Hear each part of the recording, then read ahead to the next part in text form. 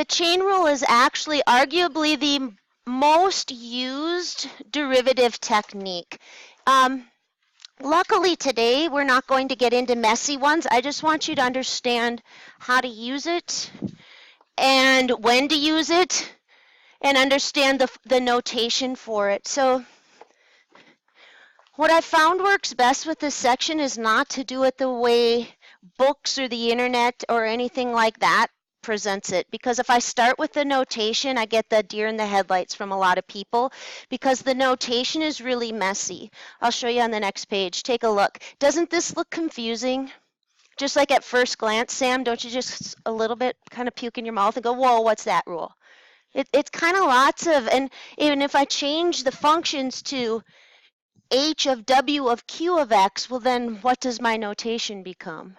Do you see what I mean? So the notation is the worst part of the chain rule. So I think what we're going to do is the best part of it, which is just doing some simple ones, and then I'm going to go back and tack the notation on because the notation is by far the hardest thing to learn. So, and I said that in the other classes, and sure enough, when I took away the functions and just went to a notational problem, they choked on it. But they were, first of all, we're going to go talk about when you use it. Chain rules used for when you have functions inside of functions. So function composition, this guy right here, not the chain rule. Derivatives 2x, not the chain rule. Cosine x, not the chain rule. 3, not the chain rule. 1 minus, what's the derivative, Jake, of tangent?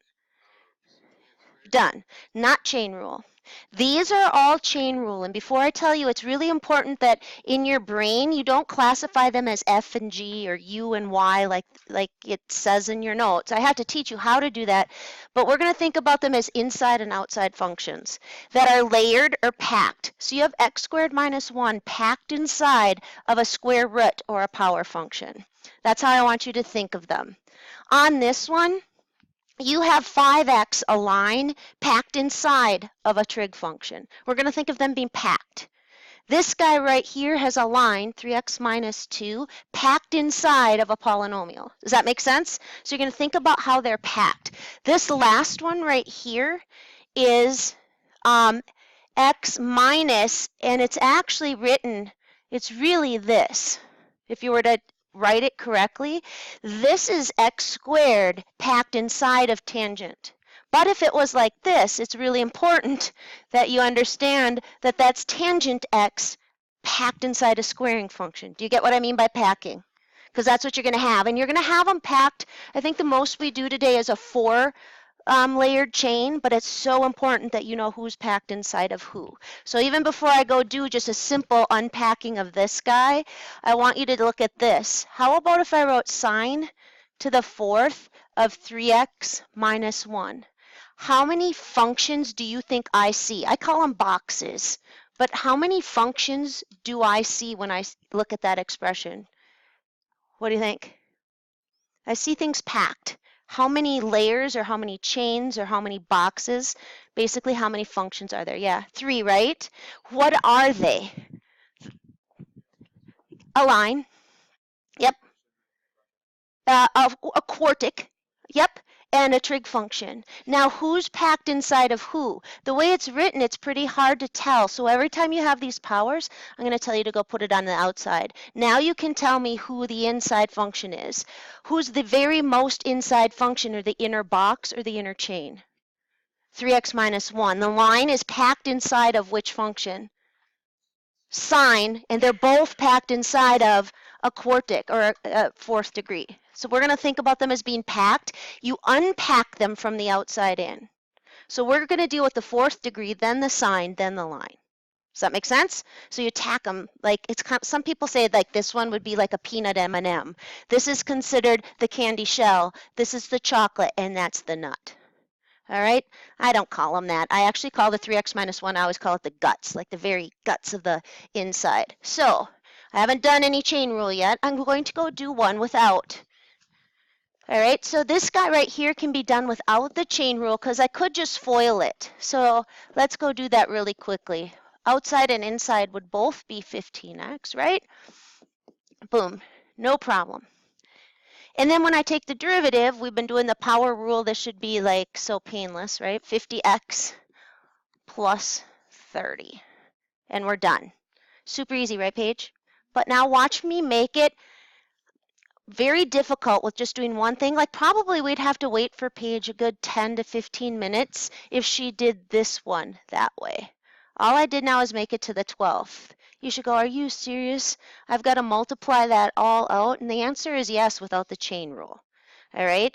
What the chain rule says though is that this is a function inside of a function. Who do you think I considered the outside function? Squaring, we're going to deal with that first. You guys are super focused. You already know what the derivative of x squared is. What is it?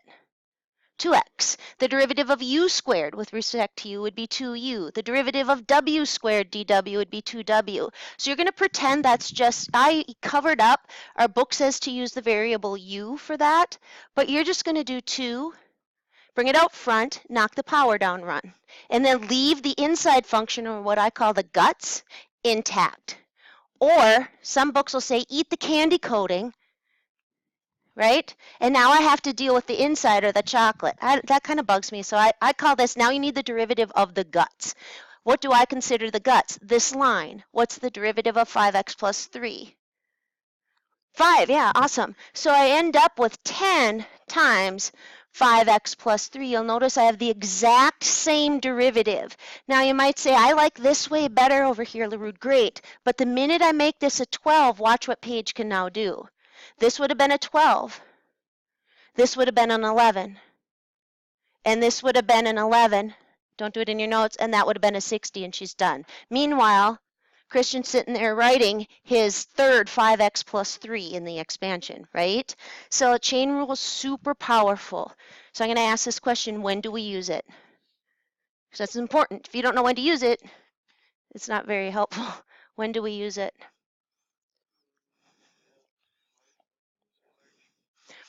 No, not necessarily, just in general. Product rule when we have two functions being multiplied. Quotient when we have the quotient of two functions. Chain rule when we have what? It's important. What'd you say? Yes? Doesn't have to be powers. What'd you say? More than two functions, but I have more than two functions when I do the product rule, so I want you to be a little bit more specific. Give me a little bit better. When I have what? What'd you say? Don't have to have powers, because sine of 5x is a chain rule problem. When they're packed, so what's that called? When they're what? It's a good question. I can use it on these right here. I can't on these. What are these? Composite, yeah, or functions within functions. Composite functions, functions within functions, or functions of functions. They don't have to be powers. I demonstrated it with a power because we always, to be honest, those are going to be the easiest. So we're starting with level 1. But I could pack 6 functions, 6 layers deep, and maybe none of them are powers. Maybe it's e to the sine of 4x square root. You see what I mean? So let's go down on this one, and let's take the derivative. First of all, who do I consider the outside function on this one? The cubing. Deal with it. Bring it out front, knock the power down 1, and don't mess with the guts inside of the function. Now, times the derivative of the guts. What would be the derivative of the guts for this one? Lizzie, what's the derivative of the guts for this one? Perfect, negative 2x. So when I'm all done, I have negative 6x times 4 minus x squared, quantity squared. I'm still, again, leaving that formal notation off just so you get used to what you're doing. You're unpacking functions from the outside in. Don't unpack 2 at once. All right, so let's go to the next page. I'm still going to stay away from this. I'm actually going to stay away from this one and this one today completely. All right, I just don't want to mess up the chain rule, but we will. Well, we have to know that. This is called Leibniz notation for the chain rule. It's very important with our word problems, but we're not doing those today. So again, another little hint, think of them as like peeling an onion from the outside in, or links in a chain, or unpacking boxes, but make sure you can clearly identify all those layers. So let's go down here. This is chain rule worthy. Why? Because again, if you don't know when to use it, doesn't matter that I'm teaching you. If you don't know when to use the quadratic formula, it doesn't matter that you've memorized it, right? So why would I say, who have I picked on for a while?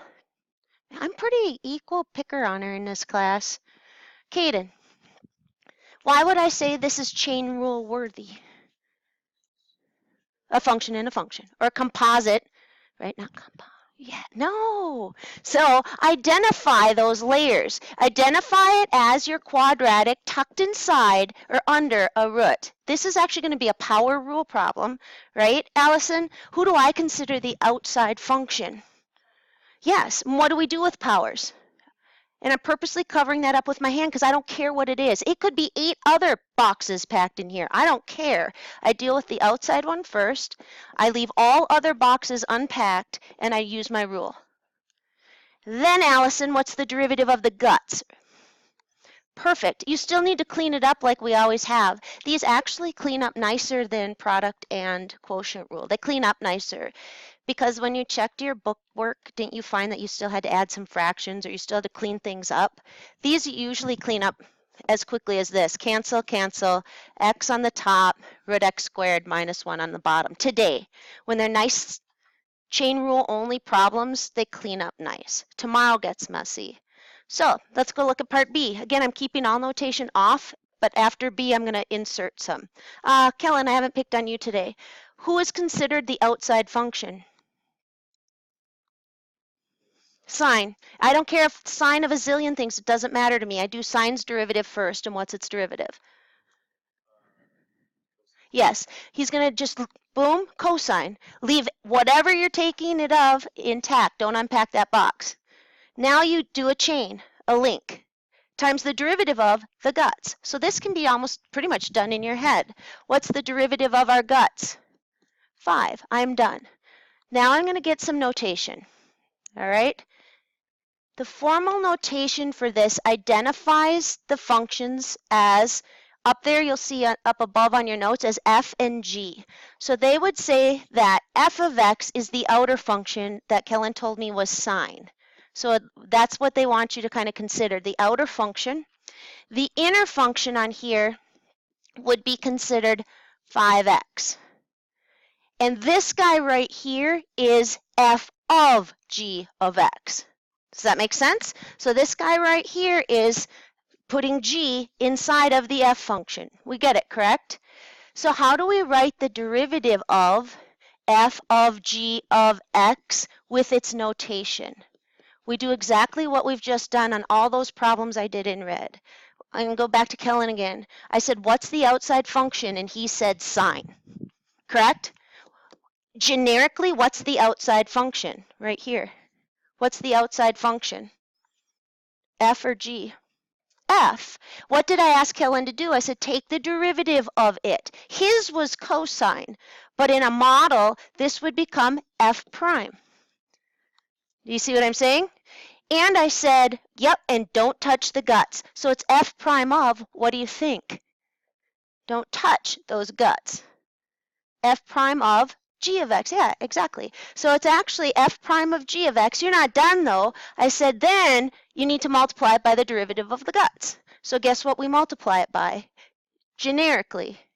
G prime. There you go. It helps to do the notation, I think, after we've actually just done some. So when it asks you to find the derivative of a composite function, you do f prime of g of x, g prime of x. Now, let's go have you guys do C. It's nice. This on a scale of 1 to 10, this is a 1. We'll get to 6s today, but 7 through 10 level is tomorrow. That one's, it can't be much easier than letter C. So on your worksheet, there's one of those, but you should cruise right on through it. Let me see.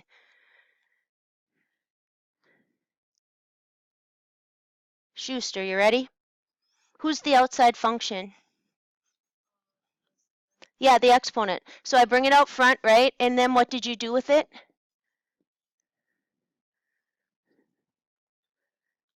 Put it to the 6th. Yep. That's actually f prime of g of x in the formal notation. We did the outside function, which was the 7th power. Then you multiply it by the derivative of the guts, right? What's the derivative of the guts, Jake? 3. Your final answer, it's very chain rule when I'm linking them nicely like this, and when they're not mixed with other rules, it's a nice, easy rule. All right, let's go to the next one. Sums and differences, we just do them separately. What's the derivative of x, Paige? Thank you for not getting that one wrong. Now this, you got to be careful who you think is based on how it's written, who's the outside function. Tangent, yes. But if I make one small move and write it like this, now what's the outside function? The squaring. Awesome, you guys are great. So let's go unpack the boxes. What is the derivative of tangent only? Secant squared. Awesome. And we leave the guts intact. Don't do secant squared 2x. You don't unpack two boxes at once, right? It'd be secant squared x squared times what? Go ahead. Times what? 2x. Perfect. All right, so here we go. If I wrote it nicely, you always put your more elementary functions first. And it's done. I'm going to go on this side. Gunner, I can do this one two ways. Tell me the two ways you could do this. If this is on the test, there are two great ways to do it, and both will give you the right answer in the same amount of time. What's one of the ways you could do that? Yes, I could quotient rule it. I'll get the exact same answer as if I consider it a function inside of another function. What's it inside of? Well, yeah, and what would make it that? A -1. Yeah, it's a power function actually attached with the line inside of a exponential. So go ahead and take its derivative. You still bring that out front, leave the guts intact, and I drop this 1. The derivative of the guts in this scenario, what is it? What's the derivative of those guts? Nice 1, yeah. Now, had I done low d high minus high d low, draw a line and square below, low d high minus high d low would have been a -1. And then I would have squared below, which is I'm dropping that right now because it was a negative exponent. That's also what the quotient rule would have yielded. Now I'm going to bump up the difficulty because these have all been a level 1 or 2. We're going to go to level 3, 4. This one becomes more difficult because I now have 3 links in the chain. So I have to unpack them one at a time from the outside in. Who's the outermost function? The squaring, and I would, yes, excellent. You guys are catching on to this. It's not actually difficult today, but tomorrow's, if today's is rocky, tomorrow's is impossible. So I'm glad, I'm getting a good vibe here. I would rewrite it first. Are you okay with the rewrite? So you can clearly see the outer boxes. Who are you going to unpack first? Or what's the outermost function? You already said it, but the squaring. So remember, you bring the 2 out front, you do not touch that inside box, and you drop the degree 1. The biggest danger with when there starts to be more than 2 links in the chain is and I always like to tell you what I see because I've done this so long. I get kids who, while they unpack this and bring it out front, they also change sign to cosine. So they'll write 2 cosine 3x times 3. And it feels kind of good. So make sure you don't touch that, right? Now, what's the next chain? Sine. Ignore the 3x. It could be sine of I don't care. I have to take its derivative first. What's the derivative of sine? Cosine. And don't unpack that one. And then what's the derivative of 3x? 3. And that can come out front. So my answer would be 6 sine 3x cosine 3x. What do you think, Fairy?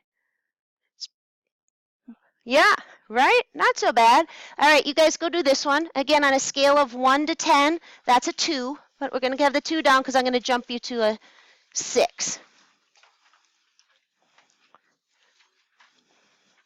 This is a 2 because it's only got 2 links in the chain. And they're polynomials, tends to make it easy. Don't have to have anything memorized. It's getting stuffy. Pop up a hand when you've got it. And then we'll jump from, that should be easy peasy right now.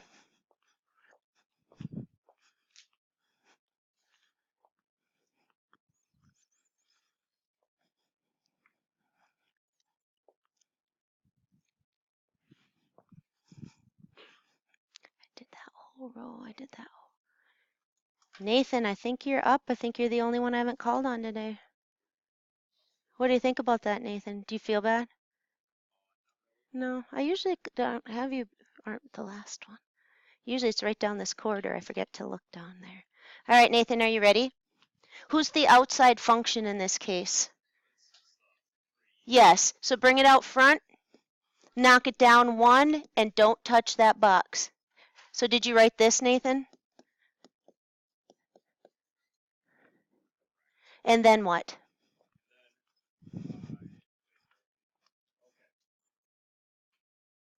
Because it's not done. Somebody help him out. Take. Oh, you got it? What do you got, bud? Times what? Oh, times what? You are now needing to take the derivative of the guts. Perfect. See, now you'll never forget. What is it?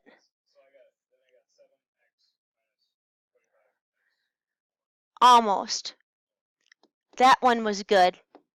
What's the first one going to be? 14x. Are we good with that? What do you think? No, it wasn't bad. It was medium. That one's done. And why do I have all this workspace? I have no clue. All right, now I'm going to immediately jump to maybe a level 6. This would be, and we're nearly done here, but the difficulty becomes, number 1, I've added another layer. Number 2, I put in a trig function that I think most of you might have forgot the derivative of. So we've got 3 layers, right? Who's the outside layer? The squaring. So I would do a rewrite so you can clearly see that. Honestly, I think I want to change it to a 4th power if you don't mind, because we've been having a lot of squared powers, and I just want to make sure you are okay dealing. So I would take all of this and lock and load it, and I won't get linkage here because this is y. I haven't taken a derivative yet. But if I now write equals, while I take the derivative, I set myself up for a linkage error, right, Blake? So we're going to say dy dx equals, and I'm going to start it and see if you guys can help me. I know you should now know, bring the power out front, leave that box packed, right? Knock it down 1. I'm going to purposely do a no-no here. When I knock that down 1, I get 3. What's wrong with mine? What'd you say, hon? Yeah, the only thing being cubed the way I wrote it is the 7x minus 1, which actually I don't want that being cubed. So if you're going to write it like that, you have to box this in like this, which is why historically that's such a pain to do. They came up with the notation of putting it in here, and we'll all understand it means to cube the whole thing. So again, be careful because I'll take points off because it is wrong if you write it the other way. So there's my first link. If any of you are struggling come Wednesday, I'm going to say cross it off as you deal with it and only cross off one at a time. So my next function I need to deal with is cosecant and cosecant only. Anyone? Oh. It's the one. This is the one I asked you back. What's the derivative? I'm not asking you. What's the derivative of cosecant? He got it. Was it because you had the gun to your head? Yes. I was going to go to Allison next, then who was my other victim last time? You're right. It's negative cosecant cotangent. That one, though, I did tell you, you don't need to memorize it, but it helps because then you don't have to go look it up and page through your notes. It's negative, so I'm going to go put it over here. So now I just dealt with the cosecant, right? And what's my inner links derivative? What do you think, Lindsay? I brought the 4 out front, knocked it down. Derivative of cosecant is cosecant cotangent negative. My innermost chain I haven't crossed off yet. What's its derivative? 7.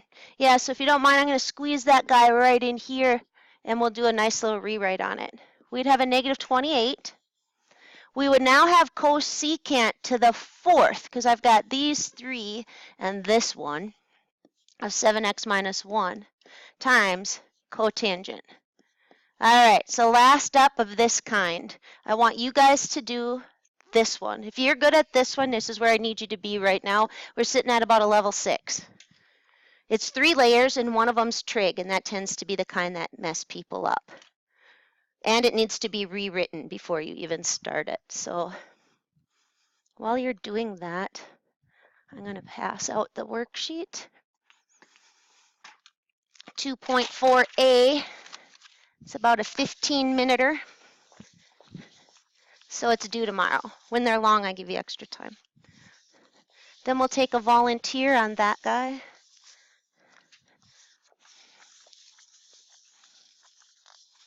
Here you go, hon.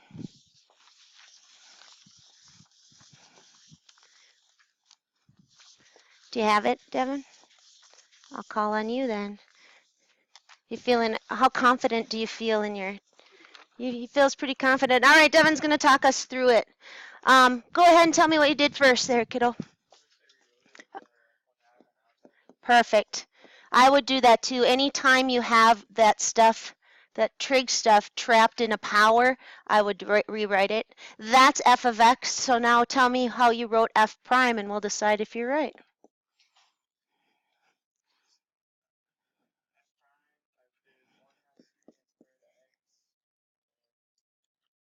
Oh, you're going to give me your final answer?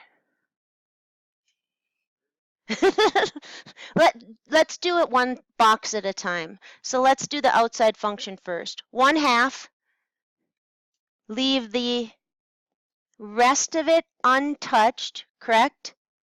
Knock it down 1 to what power? Negative 1/2. Be careful where you put it. Where should I put it?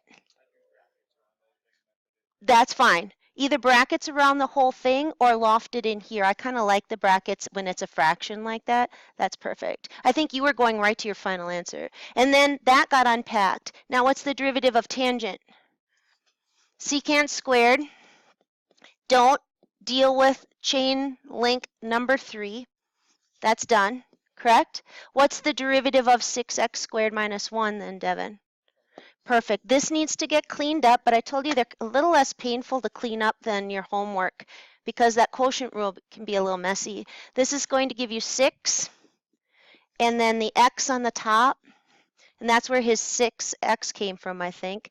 We've got the secant squared, 6x squared minus 1.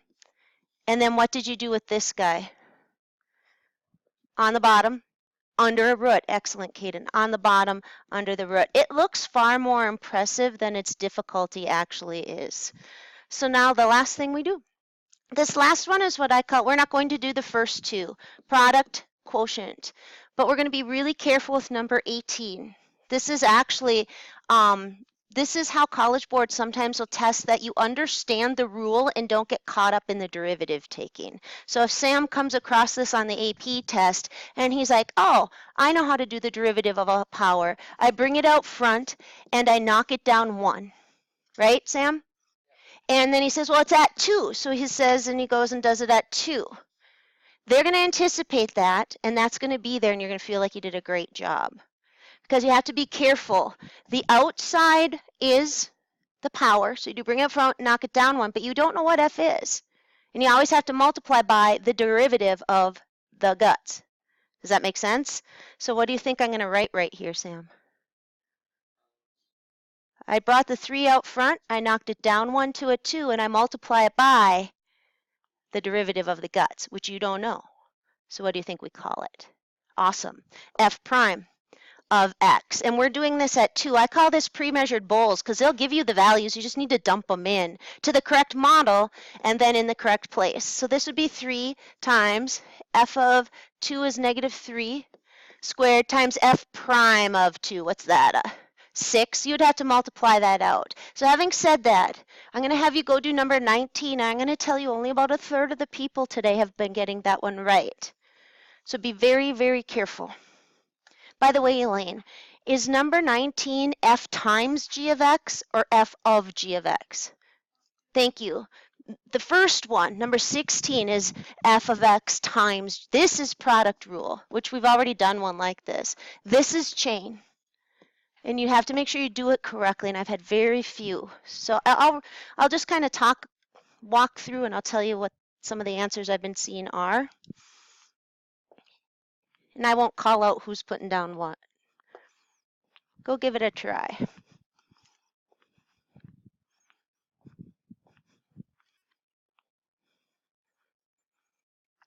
Savannah, you wrote the rule down right, so now you just need to make sure you pack it up or dump the stuff in correctly. It's much easier if I know that F is sine, so I know I could go right to cosine, but you don't. It makes it easier mathematically and more conceptually difficult.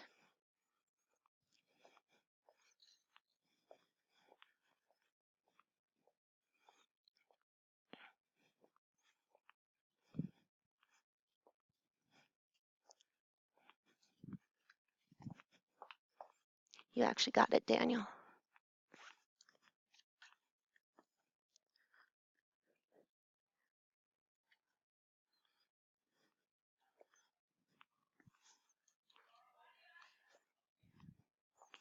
So far I've seen these answers.